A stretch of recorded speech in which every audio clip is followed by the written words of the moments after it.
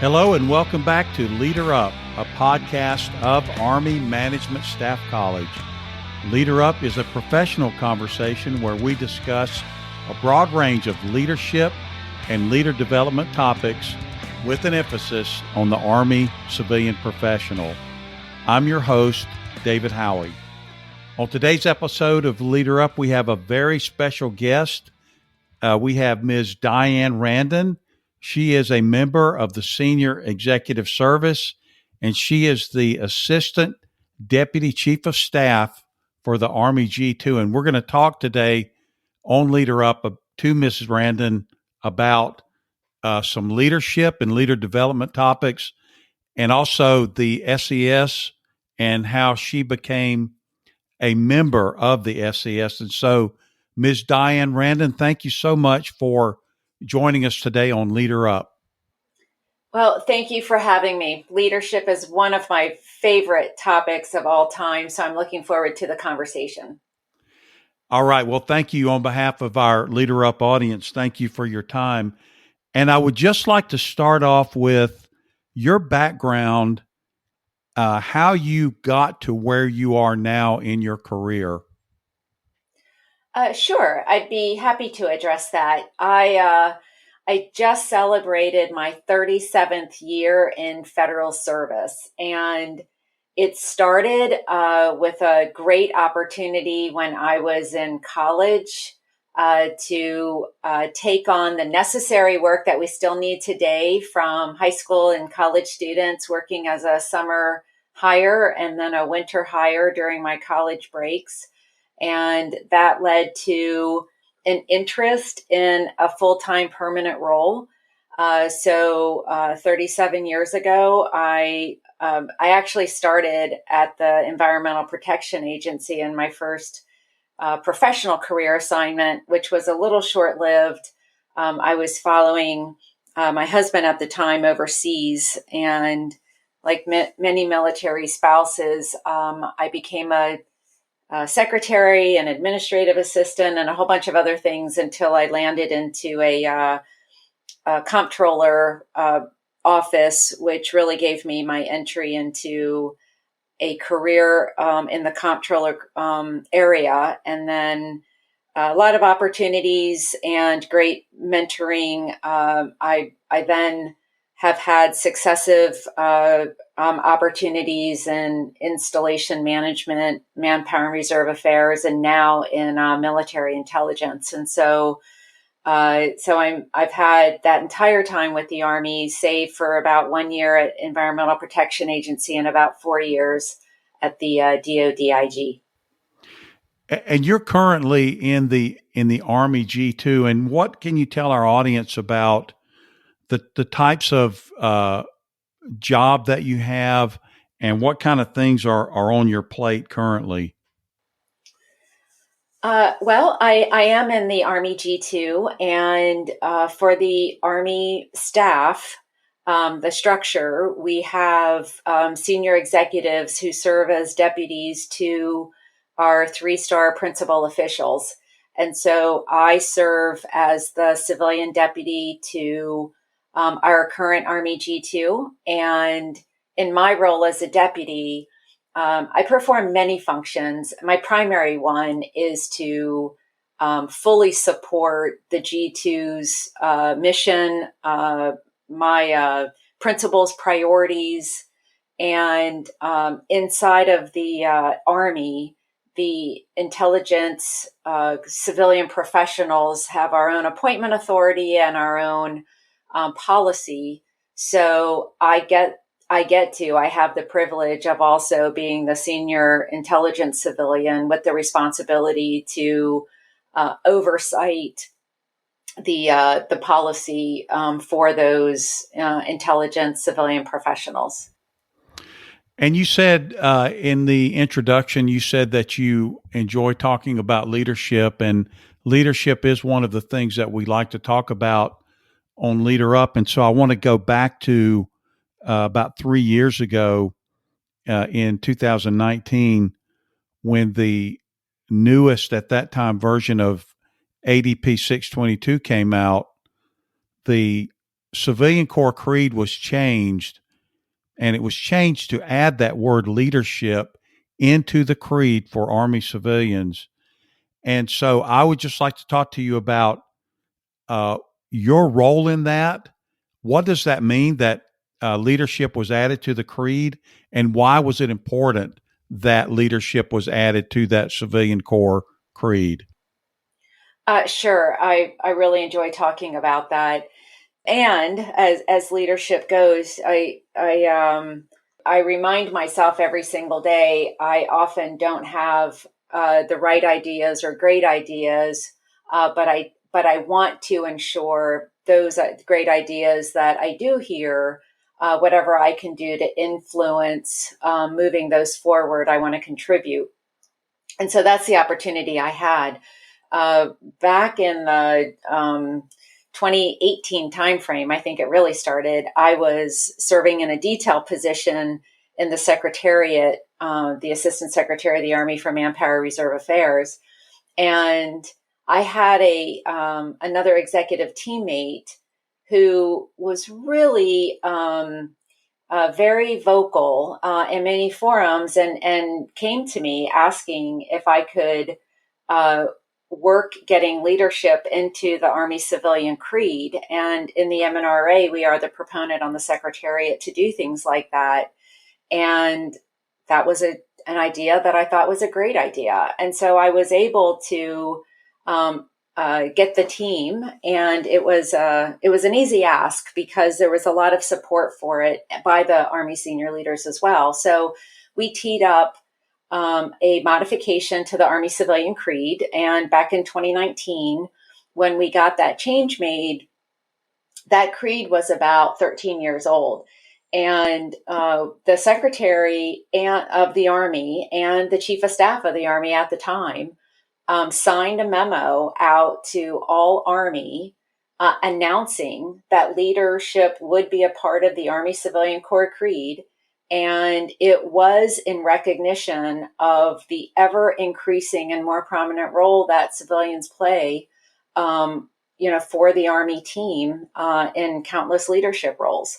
And so we debuted that Civilian Corps Creed, and it's still the current version today. And I'm proud of that accomplishment, and it's what our civilian corps deserves because of the really hard, courageous leadership roles that our civilians serve in the Army. And why is it important for members of the Army Civilian Corps or anyone who is a leader in the Army, not just people who are in supervisory positions, but those who consider themselves leaders, to practice and focus on leadership regularly?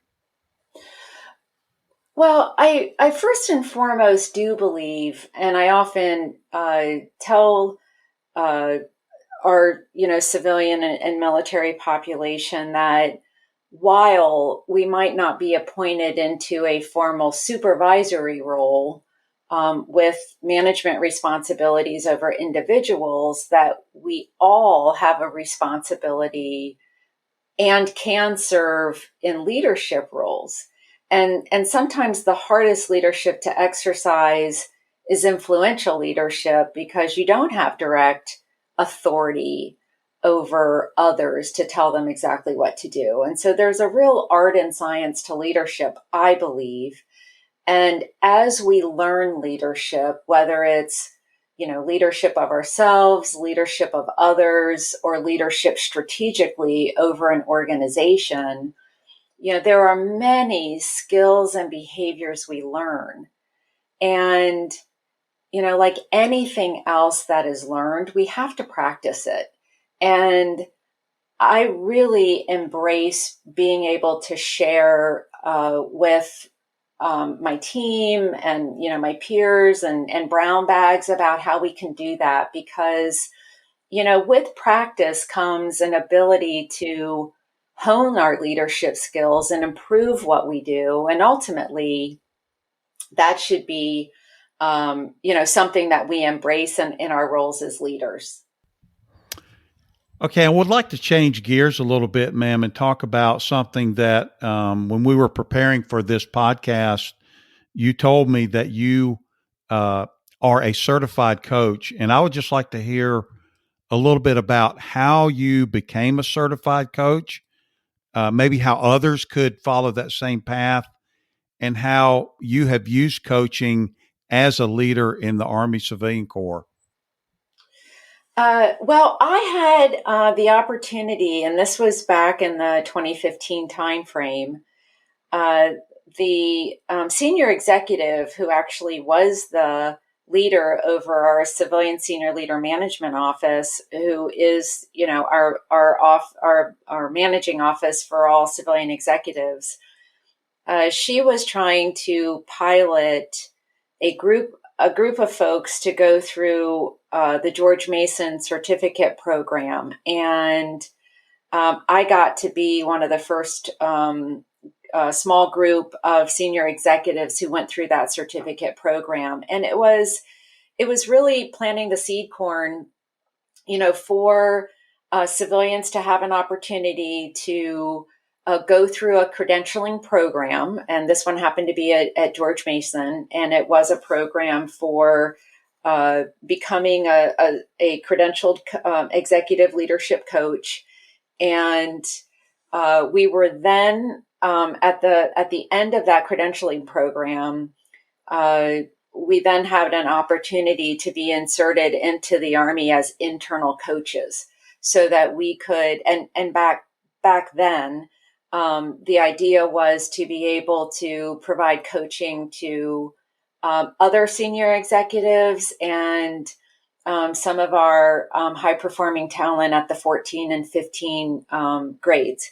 Subsequent to 2015, and the credentialing program, I believe, was, if I recall correctly, 4 or 5 months.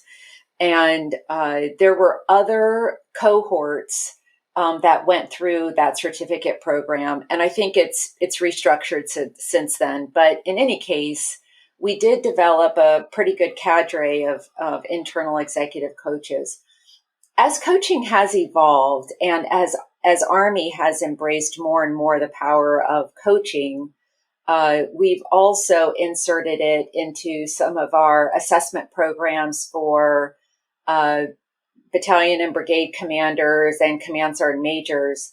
And recently, through a combined effort on Army civilian leadership and military leadership, there's been an initiative to send mid-level ranks and grades of enlisted military and civilians through coaching certificate programs, so we can build an internal cadre of coaches.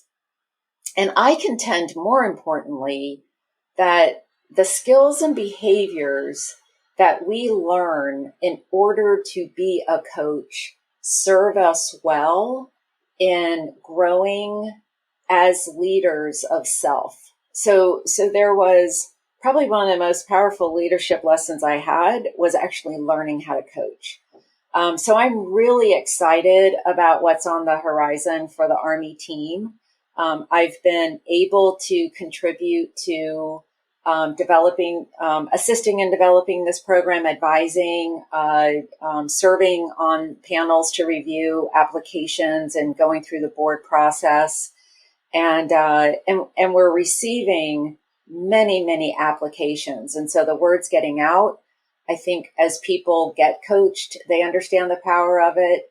I think as we role model the great skill sets that we learn as coaches, it is inspiring, and I'm really delighted that Army's taken the steps to create an investment line for the coaching program. And what I think I heard you just say, I just want to verify this. You said that being a coach, obviously it helps the person being coached, but it also makes the coach themselves a better leader. Is that correct? Is that how you've seen that through your experiences? Well, it is absolutely my opinion, my belief. When we learn how to coach, and really coaching is, establishing a relationship that enables the coach to help the client see themselves better and, create a pathway for themselves to either, address a challenge better and improve or hone a skill better, or, essentially, develop something that they've targeted to develop. So just like, whatever analogy you want to use, a sports analogy or music. I mean, I personally learned how to play the piano and, I played a ton of softball. I could, if I wanted to improve, batting, then I, tried to learn and hone what I needed to do to improve my batting. And then, but it was all on me, because I could have a coach all day long show me what I needed to do to hold the bat and stand correctly and keep my eye on the ball. But I literally am the person that has the ability to either improve my batting or, just not really be invested in it and not really, maybe achieve that goal. And so when we learn how to be coaches, some of the foundational tools and techniques and skills that we learn are ones that are around active listening, around clear communication, around asking powerful questions, and being able, as we say, to hold up a mirror, which is really being able to help someone see themselves better. And there's others, but that is my reference to becoming a coach. I believe I learned the skills to improve myself as a leader as well. And I'd like to ask you, ma'am, about a couple of topics and just have you respond to these. One of them is taking difficult jobs. I've heard you talk about that before, and also fighting or battling against complacency, and just why those things are important for those of us in the Army Civilian Corps. I do have a list of maybe attributes, behaviors, things that I subscribe to that I think have served me well over time in my career. And, one of those is getting outside of your comfort zone and taking the hard tasks, or ones that are neglected, or maybe ones that nobody signs up for. And the reason I've said that over time, and I reinforce it to myself even, is, and I'm going to probably get this wrong, but I heard once, when it was there was a session on there was a newscast on TV, and it was interviewing a coach who had recently moved to a different team, and he said, I could get 30 years of experience on one team, or I could have 30 years of experience on multiple teams. And he was talking about the perspective and experience he gained by being on multiple teams. And that really resonated with me because from my vantage point, as I have moved around and I have moved to a variety of portfolios and leadership roles, I think the benefit of getting out of my comfort zone is constantly being on that learning journey, because I am always in a cycle of learning something new. And, not only does it just give me an opportunity to learn more about the Army, but I believe it gives me more and more perspective and experience where I can contribute greater, instead of just having a way I see, the Army as it relates to the world or whatever portfolio I'm working in. The thing about getting out of our comfort zone, two different things with regards to work and taking on those tasks. I think it's really an opportunity to make your mark. I've thought I never wanted to go into a job where my predecessor was perfect and everything was done and there wasn't really anything to do, because it's hard for me to then figure out what I can do to improve. On some level, I realize, there's always room for improvement, but being able to, take on that hard task, really achieve something is, first of all, beneficial that we take on the hard tasks. But I do believe it helps if we're looking, to stand out and differentiate ourselves among many. It really does accrue those accomplishments that help us stand out if we're looking to advance and move up a career ladder. So yes, those are a couple of things that, my mantra that I do tend to advise on when I can, impart, some words of wisdom, looking back on my 37 years of service. And ma'am, let's go back to just a couple of years ago when you became a member of the senior executive service, what that transition was like, why you made the transition, and what things you did to make it successful from being a GS employee, member of the Army Civilian Corps, to being a member of the senior executive service. What caused you to make that decision, and what was that transition like for you?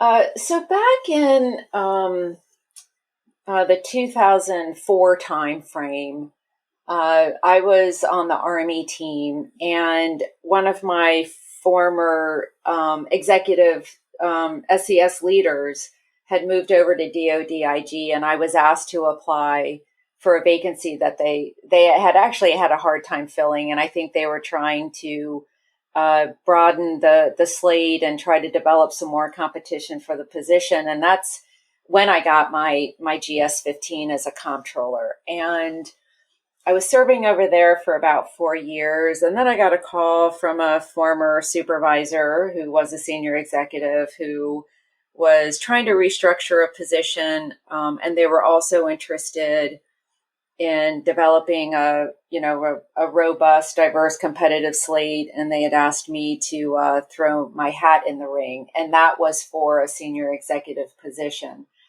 So I applied for it, not really understanding what I was getting myself into. So I applied for the position, and to my surprise, I got the position. And so in 2007, I moved back over to Army in my first senior executive service position. And, looking back and reflecting on that time and that transition, I fully am grateful that I am not the leader from 2007 that I am today. I think transitioning from a 15 to a senior executive is a leap. I think we need to help our transitioning civilians when they make that move. Move into that executive leadership role so that they are set up for success with the skills and expectations and leadership that's expected of them at that level. And it was a difficult transition for me. Fortunately, there were many wonderful senior executives and general officers on the Army team who, and I'm grateful that, took me under their wing and mentored me, when, they probably saw that I could take some advice and use some assistance. And, so I did flounder a little bit, and I quickly gained some great mentors and got my footing, which is why, I subscribe, 15 years later as a senior executive, that I think it's really important to, take new executives under our wing and help them get their footing and let them know that they've got a lifeline and a safety net and a safe place to have conversations. Because as you move up the ladder or get higher to the top of the pyramid, our peer group shrinks, and it's really important that we still have maintained connections so that we can learn from each other and, just be there for each other. So I didn't really appreciate the opportunity that presented itself to me. And that is how I moved into my very first senior executive assignment. And that symbol of the senior executive service, that keystone, what is the significance of that? Why is that symbol a keystone? What does it mean for you, and what does it mean for the senior executive service as a whole? It's really interesting. As you're asking me about the keystone, senior executives are supposed to essentially provide leadership and continuity of government during administration transitions. And I really didn't really embrace what that meant until back in 2017, the end of 2016, when we were having an administration change out. I was detailed to the Assistant Secretary of the Army Manpower Reserve Affairs because we needed a senior executive for continuity of government until a political appointee came into that position. And so I really found out firsthand, going back to that keystone and what it represents is, first of all, that keystone is the center stone and a arch that holds all those other stones together, or keeps the arch in place. And I think that really just signifies, the critical role that senior executives play for that continuity of leadership during the changes in administration while the currently appointed politicals transition out and new ones come in. So again, what a great privilege and honor that I, kind of firsthand really got to understand how that SCS insignia really does play a key role for leadership. And that goes back again, the civilian leadership and that civilian core creed. And I'd like to start bringing our conversation to an end with asking you about some top threes, if you're willing to share those with our audience. And the first top three that I would ask you about is your top three leadership books that you would recommend for up and coming and aspiring leaders. So I'm happy to answer those questions. It's just hard to keep it to three. And I have found that through Audible and Amazon buying books that I seem to have a stack larger than I can get to. I'm going to cheat a little bit and I'm going to answer your question, but I'm going to bake some more into it. So anything by Covey. So I really, some really good ones, Speed of Trust, 7 Habits of Highly Effective People, talking about trust. That's one thing that we have to do as leaders is really understand what it means to be vulnerable and extend trust first. And that book was very empowering. Really like Marshall Goldsmith. One of the most recent books I read of his is What Got You Here Won't Get You There. And that's a really great read. And then what's last on my stack of books that I read. And so I recently read Think Again by Adam Grant. And that was a very compelling read. There's countless others. And while I've gone beyond my three, a book I've read again is Crucial Conversations. And there's so many, but I would encourage everyone, regardless of what it is you want to read, pick up a leadership book and read it. And our next top three is your top three skills or competencies that Army leaders should exhibit. Well, I do want to caveat that, as leaders, we have a role for organizational leadership. We have a role to lead others, and we have a role to lead ourselves. And, part of my passion is really about what we can do to lead ourselves, which really helps leading others. And so that's from that context is how I will answer your question. I've come to understand, more and more that a skill or competency is really self-awareness. If we can see ourselves, what our strengths are and what our weaknesses are, it's very powerful to then know what to do next. A second one is communication.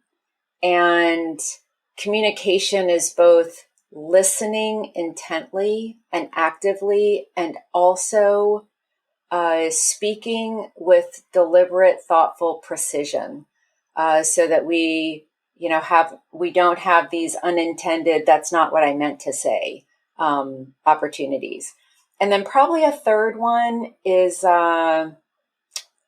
compassion and empathy, and, really being able to look at the person you are leading as a person first, regardless of what you have to do with performance or conduct.